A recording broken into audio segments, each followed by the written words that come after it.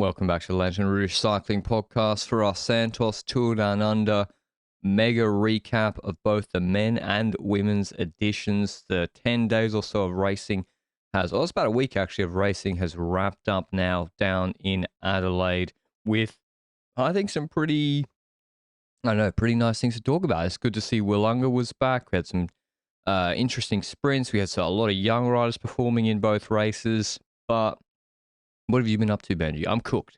It's so hot here. It's like the humidity here and dew point is unbelievable. It's actually unbelievable how hot it is the last 2 days. I got heat. I think I did my first intensity on the bike yesterday for a long time with some threshold intervals, and I started too late. I started at 5:30. I should have started at 4:45 in the morning. And you've got a heat stroke? I'm cooked, yeah. I'm completely sleep deprived. Because I spent the last 6 days of Santos Tour Down Under at night, basically, because I'm in the UK doing partially the Twitter account for the Santos Tour Down Under. So it's important that I do disclose that. And contractually, I need to tell you that my views on this podcast are my own and not that of the Santos Tour Down Under, which I think is pretty obvious, but I have to say it anyway. But man, I'm so sleep deprived. Like 4 hours a night I was sleeping, but then it's also like my circadian rhythm or whatever you call that is so switched off to the point that I had to sleep 2 hours in the afternoon sometimes to try and catch up to sleep. And I tried doing a Zwift race today, mate. What, sorry? So you feel fine now because normally you've got like another 5-6 hours to go. Normally I'd feel fine, but this stupid guy decided to do a 2.5 hour Zwift race today after 6 days of sleep deprivation. And I've never felt so empty on my bike ever. I've never been so deep. Damn. Well, maybe sleep. Yeah, catch up on some sleep would be my recommendation. Although I'm making you all podcast super late at night. Anyway, we'll start with the men's race. We had 4 sprints of the 6 stages. One sort of mixed sprint, I would say, of those, as well as the last 2 stages being the big GC stages, Willunga Hill and Mount Lofty. Mount Lofty was where just had some Vegemite toast. Mount Lofty was where Simon Yates won last year. Jayco came into the race with big ambitions. They brought a very strong team. Simon Yates, Lucas Blab, Caleb Ewan.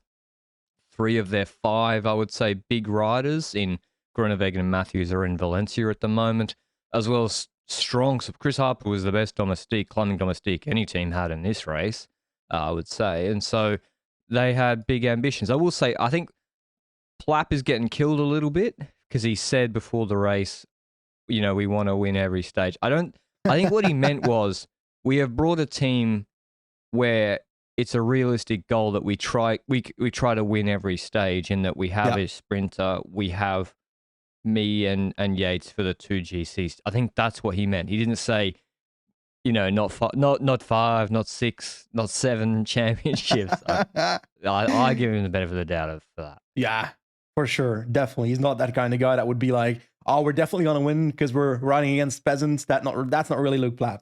But yeah, you said it. Like 3 sprint stages, 1 versatile one. That was the start of the Santos Tour Down Under, and I kind of like it. And can I say, Santos Tour Down Under without Willunga Hill? Sorry, but I don't care. So Willunga Hill's back. I care about this race again, because this is probably the race I've played the most in my life on Pro Cycling Manager, because it's the first fucking race you have in that game. But anyway, let's start with stage 1. Short recap. Basically, TLDR summary, Welsford ends up winning the sprint after what I would consider a perfect lead out by Van Poppel, by Mullen, that entire squad. Who is the 4th man at Bora? Because was that Gamper or was that Maciejczuk? Don't know. I think Maciejczuk was like a good signing for them. I think Maciejczuk was doing like the pacing during the stage. Okay. And I would guess that Gamper is then the 4th man, because it's also important for Gamper to then position. What, sorry? Like the 3 of them kind of hang out until they want to do their final lead out a lot of the time. True. At the back. But they made everyone look like peasants this race. Like this lead out was completely overpowered. Is a lead out that basically it looked good. Well, it looked good a lot of last year, and then they split Mullen and Van Poppel apart for the Tour de France, and then Van Poppel on his own actually wasn't he wasn't good in the Tour. No, they couldn't compete with Alpecin, or even Bahrain and Jumbo some stages. But yeah, this lead out was unbelievable. It was an omen of things to come on stage 1.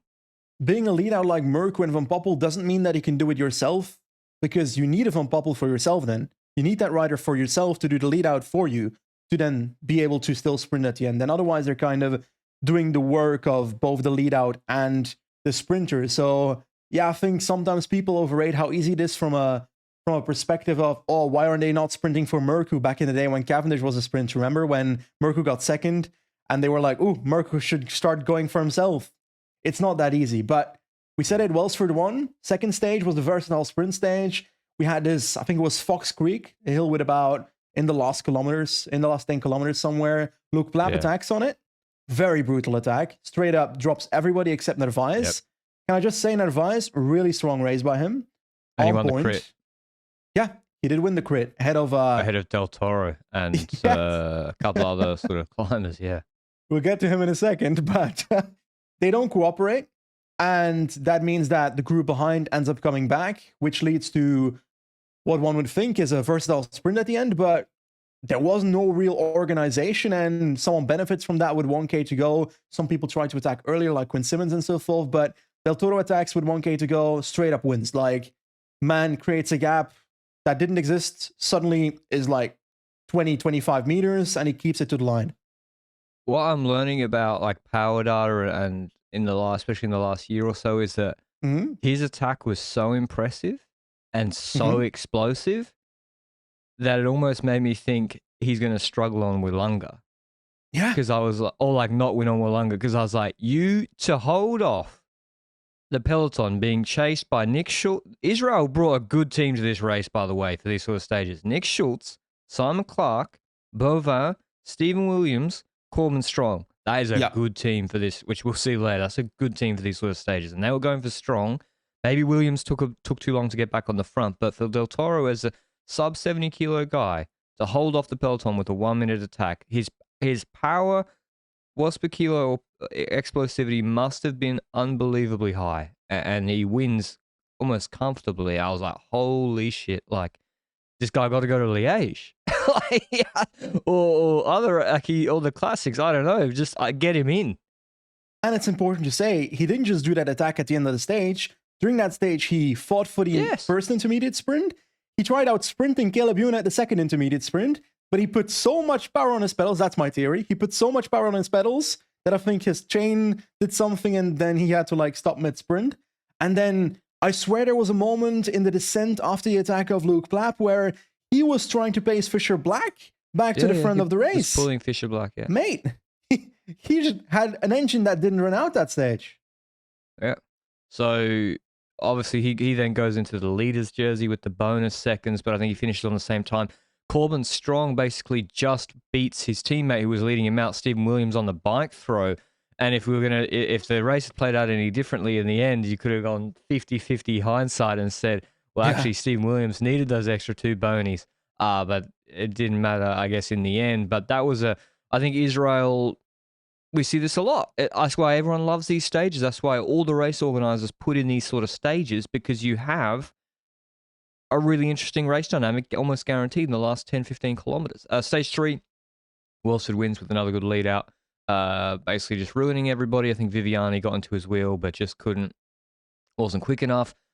Binny, the issues with Binny's positioning or lack of lead out seem to be there as well. I'm sure Binny does have the 10-second power to be, at least coming second in all these sprints, but he was struggling to sort of hold position, and Ewan was not competitive. Like, he was getting into good position on a couple of them, and then he just was getting cooked by everybody. It switched after stage 3, because on stage 1, Ewan got a podium, if I recall correctly. On stage 3, he sprinted to 5th, so in a relatively competitive position. And then on stage 4, you've got the fact that Luke Plapp crashes out with about 10 kilometers to go. Like, straight up crashes out of the race. His back looked awful. Like, that man probably didn't sleep for like the last few days. But Plapp was important in keeping the lead out of Jayco at the front of the peloton in stage 1 and 3. And in stage 4, they straight up couldn't get to the front. They tried twice, and they got squeezed the entire way through. So Ewan was in like 35th, 50th positions or something going into the sprint, and then you can't compete. And at the front, you have Welsford once again, but this time losing the wheel of Van Poppel. I reckon that he might have been able to follow it, but he probably didn't want to risk his life for Santos Tour Down Under stage after having already won 2. But he still wins the stage, so it doesn't matter, eh?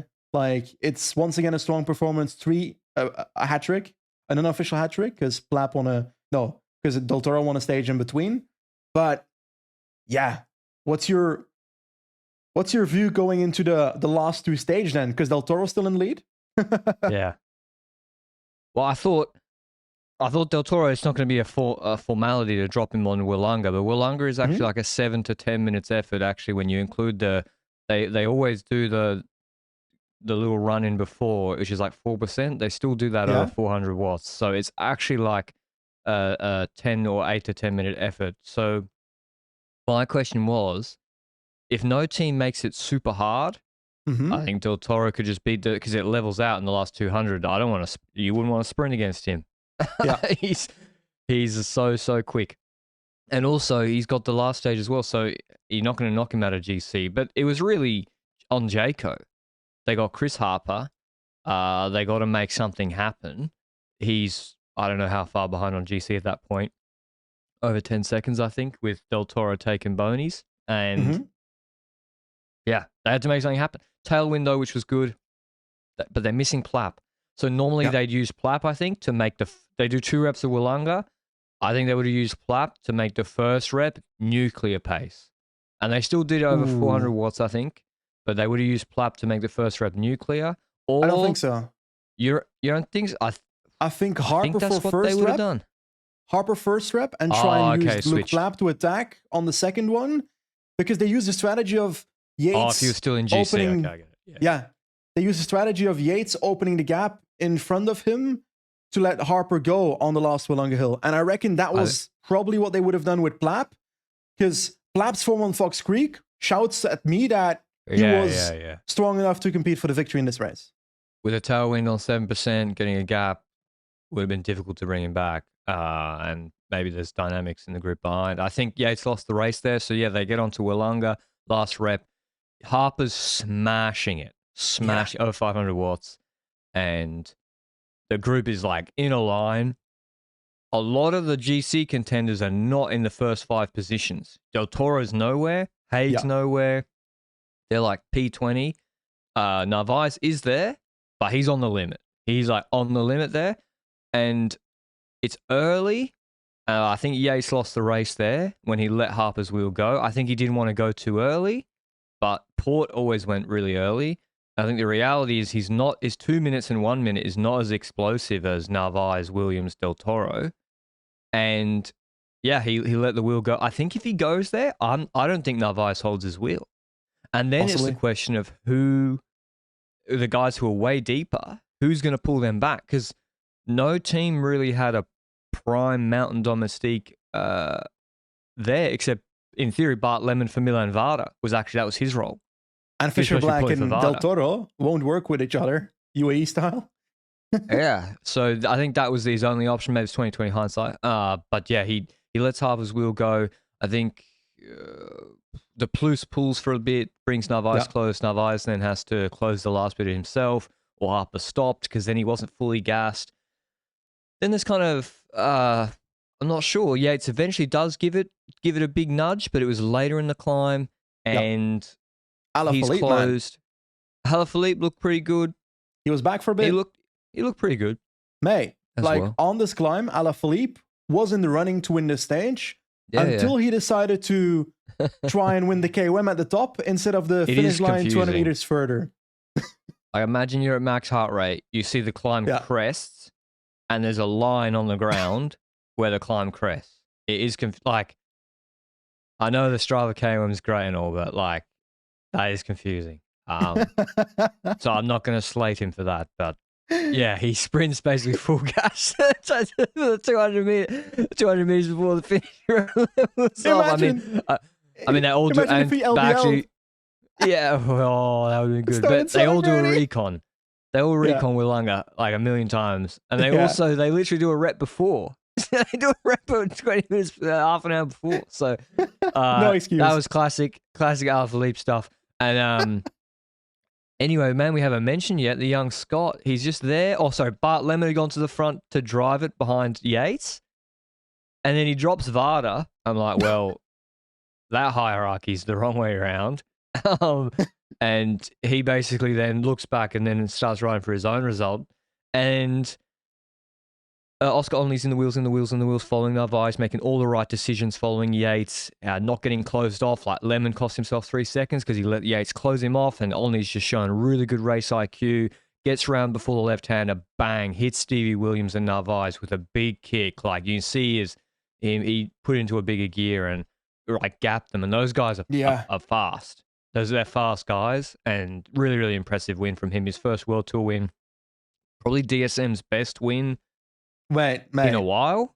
You can't let this opportunity slide. His only World Tour win. Nice. Yeah, it was a good win. It was a good win. And I was like, he then doesn't go into the leader's jersey, though. Stephen Williams, who finishes second, he goes into the leader's jersey on countback, which is, basically it's the aggregate stage positions. Correct. So number one is the tiebreaker. If you're if you're on the same time, 0 seconds. The tiebreaker, the first one, is the milliseconds of an individual time trial. Number 2 is the sum of your stage positions, like you say. And number 3 then is the current stage, I think, position. Okay. Beyond me. But that was a really nice performance from Onley. They did the same time as Richie Port, give or take a second, 6:34, 6:35 on the climb proper, but they had a big tailwind. So Port doing it, half the time solo, not with the same monster tailwind. Obviously going to be different watts. I think highlights from the climb, or not highlights actually, just nice things to note, I guess, was Valentin Paris-Pantre in 7th was a decent result. I'd like to see the PP brothers kick on this year. I think they actually are quite... They're good, man. They're good. Del Toro, 8th, just gapped at the end of that climb. Bart Lemon in 5th was a big surprise. Yeah. Varda wasn't good, though.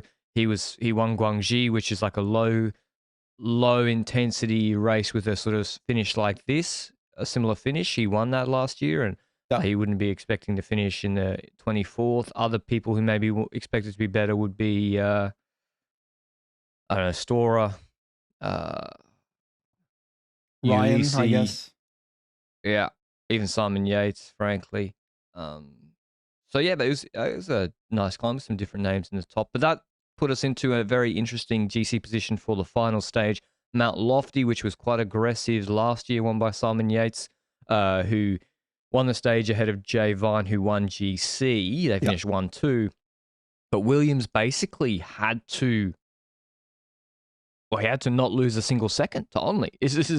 But not just Onley, because he also had Narvaez on 5 seconds and Del Toro on 5 seconds. So if they just beat him, either of those two, they take a 6-second delta and they win GC. If Alaphilippe on 13 seconds or Simon Yates win the stage and take with 3 or 4 seconds on the road, which is not much, then they win GC. So it was all to play for in the final stage, which was like it's a lumpy circuit around Mount Lofty. I'm not sure we're watching at that point, but what did you think about Simon Yates' attack? 120 kilometers to go. I didn't watch that. What was that? He just straight up, there was a breakaway formation phase, relatively a rough one. Like the entire week, all the brakes just flew out. But this one was like 20 kilometers of fighting. And one of them included Simon Yates trying to attack away, which I found intriguing. Like it's enjoyable, but it also shows that they just have too little riders now to be able to pull off the hardness of a race that they want to pull off. Because I think this Mount Lofty stage is 1 Mount Lofty less than last year. Okay. And yeah, it's only 2 or 3 reps. I don't know why they were using Harper that way in the break formation. I would have been trying to make Israel burn numbers personally. But yeah, it was actually not that open a race, frankly. Like there was a breakaway with like the first time we've seen Morgado at the front of a race, the UAE talent, which was interesting. Also, Gil Helders on Quickstep was very, very strong. I was impressed by him also on this lumpy course. Ballestedt sat on the back of the brake right the whole time, and then like was following like attacks at the end, so that was a bit strange. Took an intermediate sprint as well. Yeah, I'm not sure he was popular in that breakaway. Who wasn't in this break, but I do want to shine a light on him and his team, was Luke Burns from the Aussie national team. Yeah. So they really played it really well the entire week when it comes to KOM points, to the point that he was relatively secure after 3 stages, because it was likely that GC riders would take at least 1 rep of Mount Lofty, etc. So all that kept in mind. They played it really well. They tried to steal away points from other riders by having multiple riders fight for KOM points. It was really interesting, and credits to that team. But anyway, we get to Mount Lofty, and to be honest, it wasn't a crazy Mount Lofty. It was pretty straightforward, right? Yeah, basically, brake gets caught. It kicks off. Del Toro big attack. It comes back. Williams is there. Narvaez is there. Williams was kind of eating a lot of wind off the wheel initially, and then Pithy counterattacks because he's not a GC threat on like a rolling bit. GC guys look at him. They're like, he's FDJ, not a GC threat. Eventually, Del Toro goes again and brings Pithy back, keeps the attack going. But then he looks back and sees Narvaez and Williams, and I feel like Del Toro needed to back his sprint at a certain point, and mathematically he can still win GC by winning the stage. He doesn't need a gap, right? If my math serves me correct, he just needs to win the stage, which is a big ask.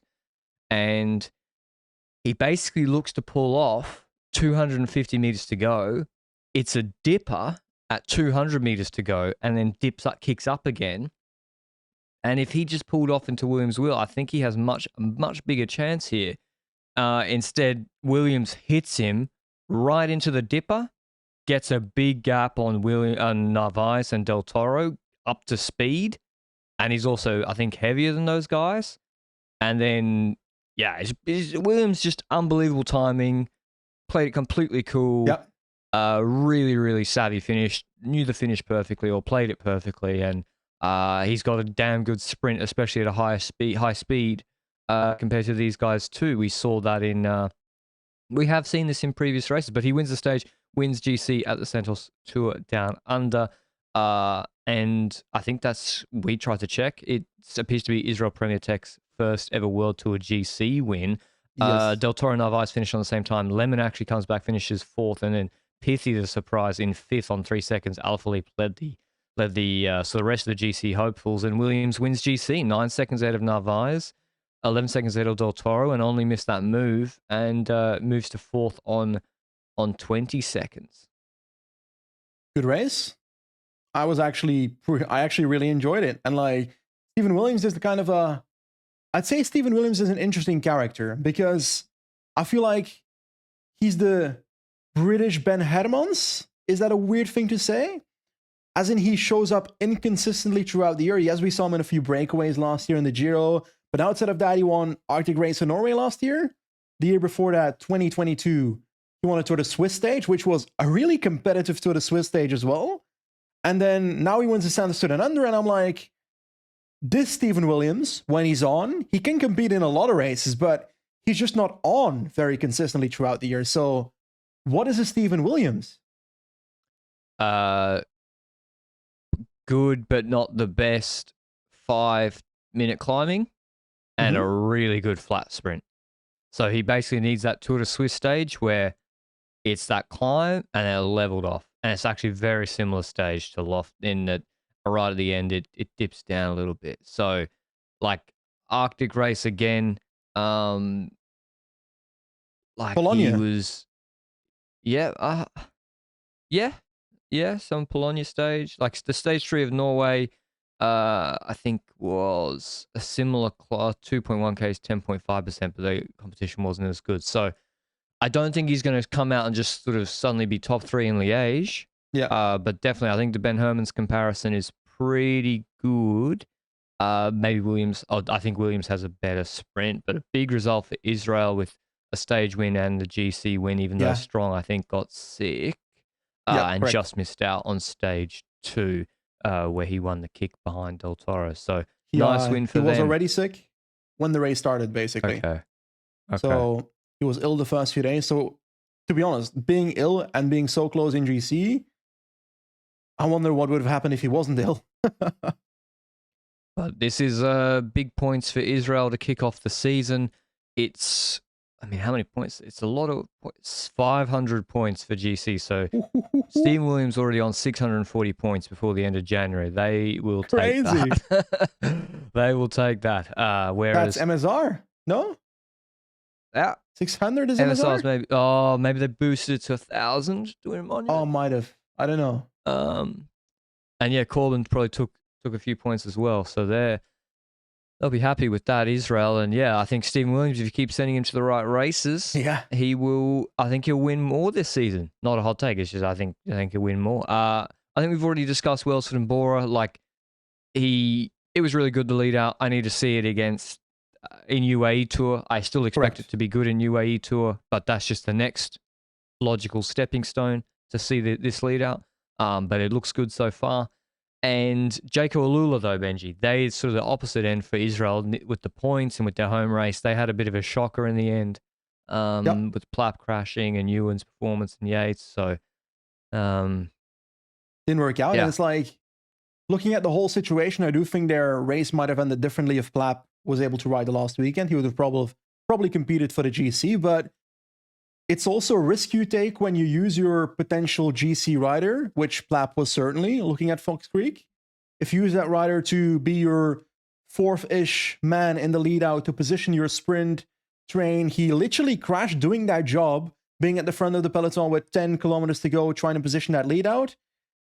Then you're taking a risk. That's why Roglic doesn't do that, or usually doesn't do that. That's why Vingegaard doesn't do that for Olaf Koy, just thinking of names at the moment. Like, that's an important factor, and that's the risk you take when you allow your GC co-leader to make such work done. He's obviously quite versatile in that work, so he can do that.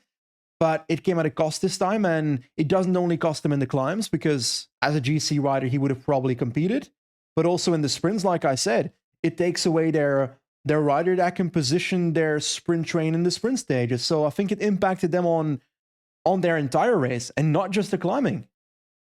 Yeah, and he had to relay with Narvaez, I think. Yeah. I think you have to relay to establish the gap, and then you can finesse him in the last 2Ks and say, I have Ewan behind and Yates behind, and then try and counterattack him there. But I think you have to establish that gap. If you're right, if he is a GC leader, then I don't see why. And if you're like, oh, well, I'm worried about Narvaez. Cleans him, though, even if you sit in his wheel. But I agree that if you're good enough, okay, so if you lose 6 seconds. You shouldn't be scared.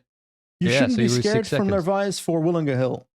Yeah, that's what I mean. Like, okay, take it back in Willunga. And if you're that worried about Narvaez, then you're not going to win. So, because probably if you're not dropping Narvaez by 6 seconds, someone else could drop you. Well, then you can have Yates attack Narvaez, and everyone looks at Narvaez in the Oka jersey to chase on Willunga. So it just changes the race, and I think he should have relayed there. But yeah, they've been going well, Jaco, in Valencia the last 2 evenings, or evenings. Surprising performances from the men's race. Del Toro being this good, especially in terms of like explosivity in basically sprint stages, I didn't see coming, because frankly, if he could do this last year in U23s, he would have been literally just riding away on any hill and winning by like 2 minutes in like any race. So, which he didn't do last year. So, yeah, that was really, really surprising to me because I thought he was a pure climber. So that, yeah, like really, really good sprint. So I'd like to see him in the classics. Just on that, he was the youngest winner, I think, of L'Avenir and since Otterbrooks, which was the year before. So that's he's a very young winner of Man, L'Avenir. He was the youngest winner in the last 2 years. In the last 12 months. He was the youngest winner of L'Avenir in the last 12 months. Well, there you go. Race of the future, baby. Yeah. The stats are real. The stats are real. This man's dropping facts, but it's true. And it's like, I think I first heard of Isaac Del Toro in the CBU tour from Orient, who works with Tour de Titema. What's his tagline? Le Pedal Douce, LPD. Yes. He is the one that spoke to me about him the first time, but people apparently were talking about him for a while because Jose Bain had like a tweet up a year and a half ago, 2 years ago, about him being at AR Monix in a cyclocross race. And I'm like, oh, I only heard of this guy halfway through 2023 and I felt like I was early. Well, yeah, because his results weren't good before. Which there's like, they're like in 2022, they weren't good, or that good. And then in 23, yeah, he sort of first like started being good in the Italian national races, and then Tentin Jasinski, and then yeah, Sibiu good on Badialac, or like okay, and then Valados to third, and then clean Lavenier. So like big improvement last year, and he was in a San Milanese. So basically, if people don't know, the Mexican Federation is banned by the IOC. Yeah. Can't remember why. Luke will check probably why. doping related. Could be corruption. Probably banned, both. so they did No something nefarious. Yes. And so basically that's really difficult for Mexican riders, evidently. Yep. There's also not a great pathway. So former Mexican riders set up a team based in San Marino, AR Monex. They race out of there, but it's mainly Mexican riders. And yeah, he's got his own coach, Cruz, I think, and yeah, it's a big, like that's difficult, a much more difficult pathway than someone who's getting full support, like maybe the Western Europeans and Northern Europeans. And then I feel like the Avenir organizers are making it even harder for riders from those countries to actually go through, because they put in a damn team time trial when you know it's a national team-based race. So yeah. I'm not attacking Mexican riders here, but there's more of a pool of talent being scouted in for the national team of France, Italy, whatever at the moment than there's for Mexico. So equipment as well. Just everything combined gives them such a disadvantage in that race, that the fact that Del Toro still won that race after losing loads of time on that team time trial. Yeah. The way he won that race was absolutely crazy. Like he had a stage where he had a full comeback story. And then Cor Vos, also a pretty big victory. But like, yeah, this man's the real thing. And also this week, like, his sprint is on point. Yeah, that's what was. He's got a pony sprint. But that's what surprised. Like, I mean, on stage 4, he sort of won the kick behind, but that was uphill. Yeah, I just didn't see the sprint last year, but yeah, with the TTT, like I'm pretty sure the Scandinavians, they turn 14, they get like a gift voucher at the local wind tunnel, and like I said, you know, like it's not fair having a TTT into a Lavenier. But he, I forgot what I was going to say. Oh, yeah, but all on that scouting point, like no one beats Machin. You're not going to beat Machin for a Hispanophone.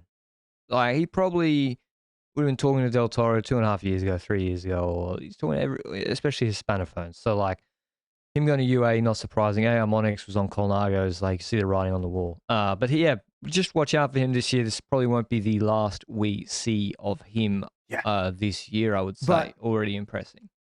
What's his pathway? As in, he's a young rider, obviously. He's like now breaking through even more than he already was, because like we know who won Avenir, but mainstream cycling fans don't necessarily watch L'Avenir or follow L'Avenir. And Santos Tour Down Under is still maybe a bit more to the forefront than Avenir, but I also would think that it's still a bit, not everyone watches Santos Tour Down Under or watches races outside of the Tour de France.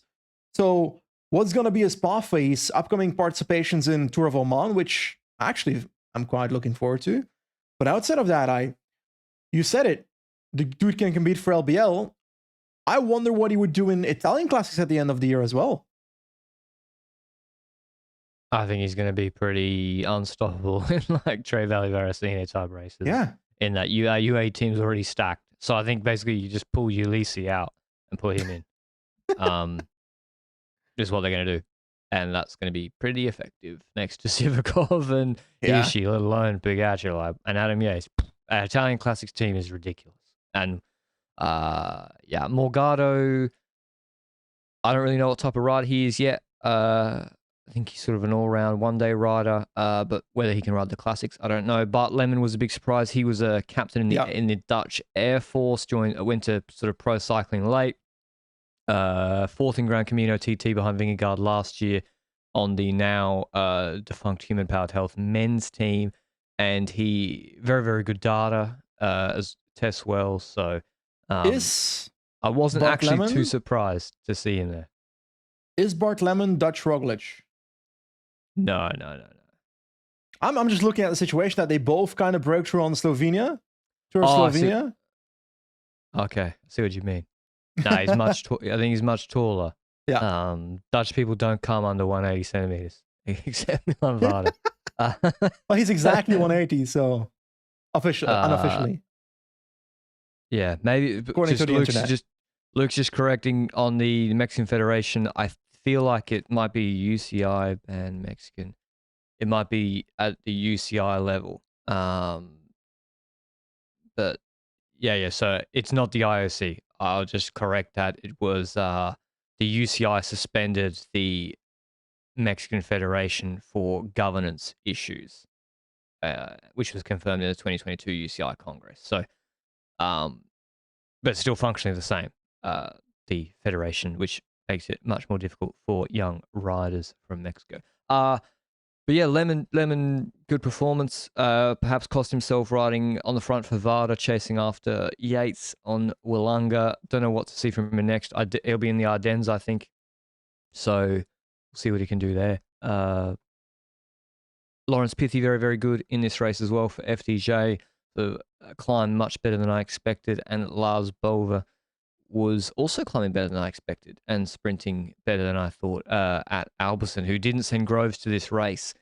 Probably wisely in the end, because I don't see him beating Welsford in these super easy stages. So I think what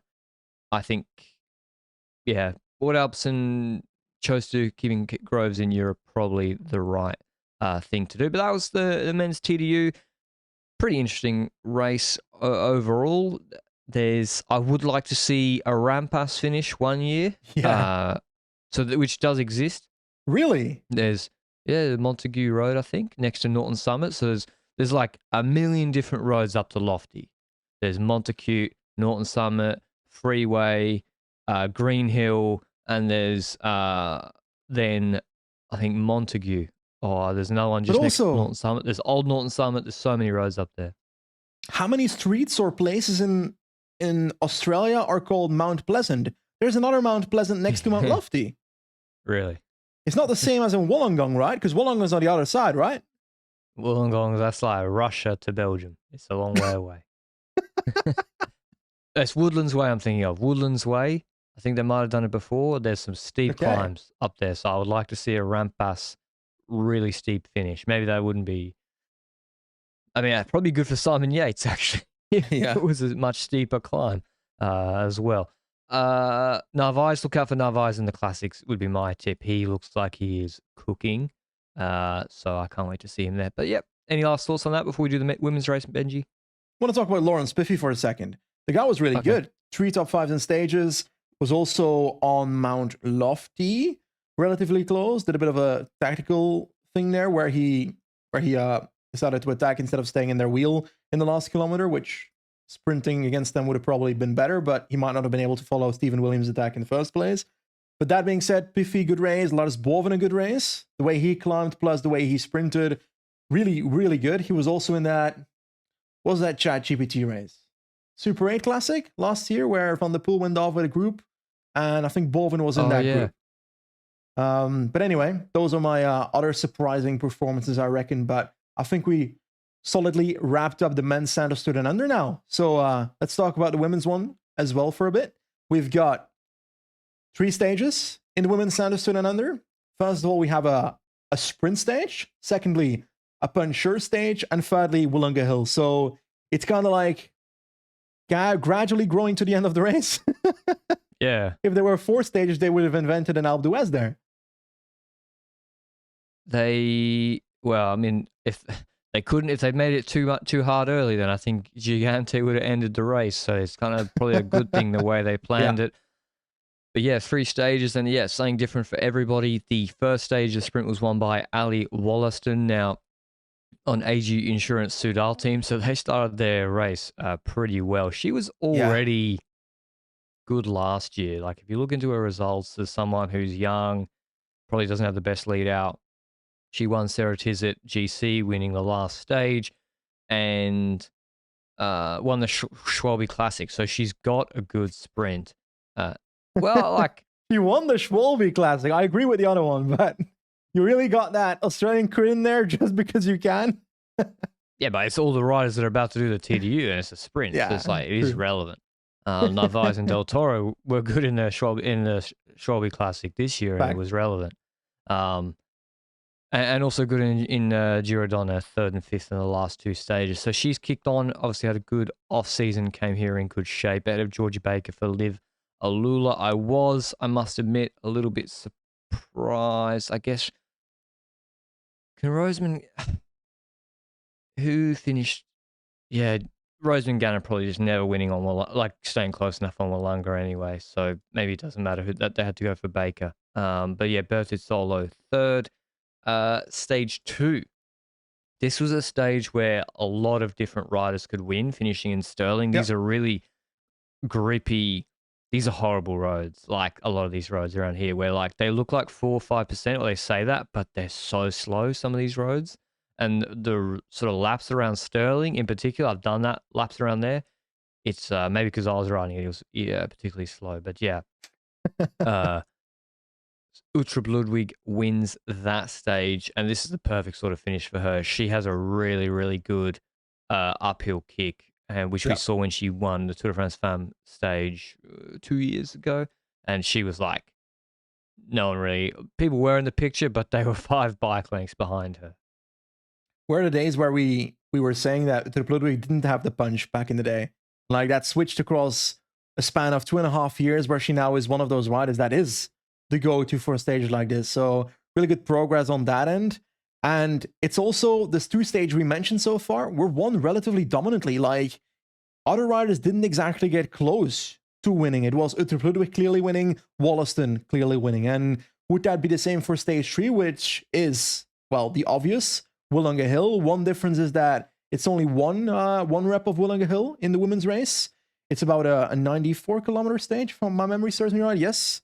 And there were some echelons or something before we started, and Gigante was in trouble at a certain point. I think with 30k to go, there was an echelon where she was somewhat caught out, and she was able to save herself last minute from that problem. But anyway, that's an important factor. Otherwise, she might have actually fucked it for herself. And that's important for the future to realize, like, she's a pure climber. Although she does have a good TT, but maybe like crosswinds or sort of messy race situations is where you could put her under pressure, I dare say. Probably doesn't have the volume of racing in Europe compared to some of the more experienced pros. She certainly has the WAS though. But I think I want to point out I just saw one rider from stage 2. It just popped up randomly. It's not the biggest thing, but she finished in the top 20, and it was an uphill finish. It's Yanina Kuskova, an Uzbek rider who's 22, who was riding for the Tashkent City team in this race, and she finished top 20. So like, I didn't know that team was here, but that was actually a really, really good result for mate. Gonna be at the Tour de France. Really? Yeah, because that was the Uzbek team that first of all had the kind of Uzbek championships that was a bit questioned, right. Then they won all those other races that gave them a lot of UCI points that were kind of like Uzbek centered or Asian games. I don't remember. There was something like that. They won so many points in like the Astana kind of races that they now have enough to go to the Tour de France Femme, I'm pretty sure. Okay. Well, maybe we'll see her win on Tourmalet or whatever there. Hey, your favorite rider, Zablin Sky's there. Is she? She's still going. She's still top 10 world TT worlds. Book it now. But yeah, that came Willunga Hill.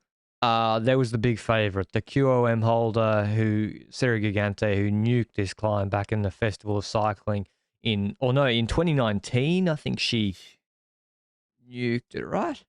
No, 2021 was Festival of Cycling.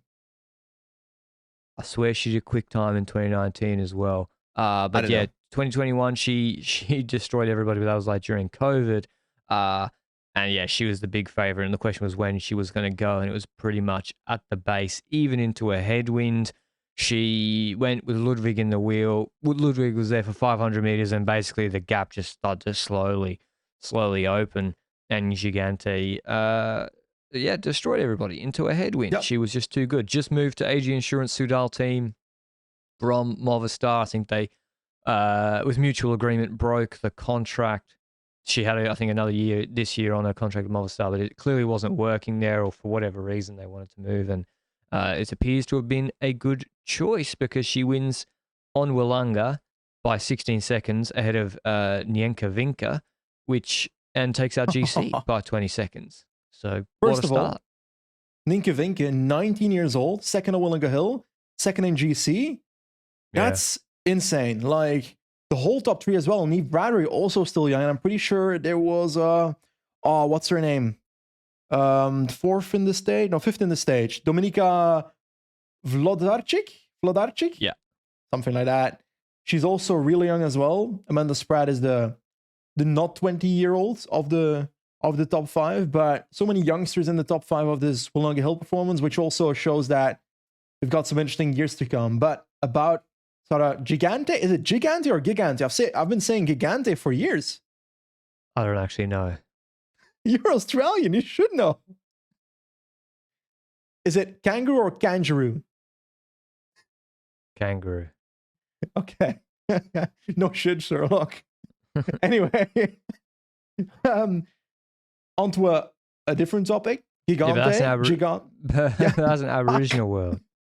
Kangaroo. I'll call her Sarah for the sake of this argument. Sarah, she's had loads of trouble in the last 2 years, as in numerous issues along the likes of myopericarditis, which pericarditis is the thing that de Klerk had, which was the inflammation of one part of the heart, but she had inflammation on two parts of the heart. She came back from that now, and I think she's had some other injuries or struggles throughout the last 2 years, and to see her coming back from that with this performance, yes, it's a 9:02 time, which is 50 seconds lower than the 2021 time. That's due to heavy headwind. But then she shows up after the Women's Tour Down Under on that. It was pretty hyped up, as in this event after the Women's Santos Tour Down Under, a time trial up Willunga Hill, like a bit of a hill climb competition, like they have in the UK. 7:53 she did on that one. So she's a new QOM again, breaking her old time. So obviously it's a TT, so it's a different environment, less kilojoules in beforehand, perfect preparation probably in advance of that climb, but man, it's like, I'm happy she's back. Yeah, it's good to see one of the big talents from like when she broke onto the scene and we're like, this is like the new climbing talent. And then she went to Movistar. I thought she's going to be the replacement. They probably thought she's going to be the replacement for Annemiek van Vleuten, is going to be their Tour de France leader. But certainly they brought a good team to this race, AG Insurance Soudal team, like Van der Velde, Gigante, Wollaston, Agnello. They were really, really good. And I can't wait to see her in Europe fighting for GC in the big stage races. I think it certainly makes it much more interesting if we have Riolini, Gigante, others trying to actually fight Vollering, because Vollering is pretty good. That's the conclusion of today. Vollering's pretty good. Anything else from this women's race, Benji? I guess Ludwig, that's kind of just doing what she's been doing really, really well for a while. But I guess I want to see these riders at UAE Tour. Like, I want to see Nienka Vinka now on her feet in just under a month. Yeah, but I also want to mention, I also felt like Uttrup Ludwig was doing her usual Sicily things on Wollonga Hill as well, where she tried to follow Gigante's attack to the point that she blew up and didn't finish second. Like the same thing we've mentioned a few times when it comes to her. She has adapted a better strategy a few times now since we mentioned it last time in the Tour of Scandinavia, I think, a few years ago. But it's something she did again on Wollonga Hill, so I was like, oh, maybe that's something that she needs to once again. Oh, wow. She finished 14th on that stage. She lost 102, so she must have completely blown up because she would have been the other riders that finished, say, on 47 seconds. Like, she was way ahead of them in the first half of that climb. So, yeah, she went. But I guess you got to. She was thinking about winning GC, and if you don't, if you don't hold Gigante's will, you lose GC. Other pure climbers to note is Marion Brunel. She didn't finish. She only finished 12th on Wollonga during the main race, but yeah, during that TT, I think she came second, closer to Gigante. So maybe struggles in the bunch a little bit. Obviously, like a pure climber, she's 19 on Saint-Michel Mavic-Aubert. 83. Is that right? Is that really how they have to say it? Not only is it such a long name, but then the French for 93 is 42013. Wait. So they say Saint-Michel Mavic-Aubert 42013. You prefer the Wallonian version, which is 93? What's that? Not like 93. 93 in Wallonian? So wait, hold on. Breaking news. Wallonian French has a real word for from the numbers from 80 to 100. You guys decided, nah, this is stupid. Well, not you guys, you're the enemies, but really? Oh, yeah, they do. And I was not allowed to say it that way. No, that's the thing. I had 8 years of French or something in school, and they taught me that I needed to do the correct French way and not the Wallonian one. So is that anti-Wallonian behavior in Flemish schools? I don't know about that. I didn't know that. That's really interesting. So if you say that, that's really, I didn't know that. But yeah, that's a mouthful. That team name when you factor in the extra words for 93. But yeah, just watch out for her if she gets into if there's like a Unipuerto stage somewhere in the year without the big guns, she could go pretty well. Other news or any other news around cycling, Benji? I guess one thing I had was what is going on with there's some pretty bad lids going around, some bad haircuts. Oh, people obviously bought in the off season. Remco unveiled one where he basically looked like he said to the barber, "Fam, just cut in 2 inches into my part." So there was that one, and then Pogacar's unveiled. I don't know who told him to do that. I mean, someone say like these guys have all the money in the world and they can't get a good haircut. What happened to Pogacar? I think he dyed his hair blonde, no? Like blonde. Oh my god, he did. It looks like Ellen DeGeneres. Jesus Christ, what a comparison. So guys need racing back is what I'm learning. Is guys, they've been training too much. They've just been doing back-to-back 30 hours a week in Spain. They get these guys back racing because they're going to the wrong barbers and they're getting bored. So yeah, Luke will flash those haircuts. Van der Poel mullet? That's okay, right? Van der Poel's mullet, yeah, that one to me, that's play on. That's like a business mullet. You could go to work in Australia with that in a corporate job. No problem. That brings me to my story time. I was in Denia a week ago for a week. I stayed at a hotel there, and I thought, okay, I'm just gonna go here, gonna make a bit of content on the bike, enjoyable. Turns out I was in the hotel with Canyon Schramm, the entire team, with Mathieu van der Poel at breakfast, and in the elevators with Jasper Philipsen at breakfast, with Javier Romo, Quinten Hermans. I felt like such an imposter. Like I'm the guy doing 2 watts per kilo up a climb and dying, and these guys are doing 17 watts per kilo and celebrating. I felt so out of place, man. I felt so out of place. Well, at least you're training and having fun. I mean, I've been going pretty well. I mean, we're trying to organize. We're going to Flanders to film some content in March. I hate the way I said it. Go to film some content. We're going to try and make a couple of videos together in Flanders in middle of March. And so, what climb should we race up? We should let listeners. What climbs in Flanders should we race up? Or do you want to see our best efforts on? Is it the Kwaremont? Should we try to see how far away from Poggy on the Kwaremont are we? Or should it be the Paterberg? Which one should we do? I'm down to race out of Kwaremont.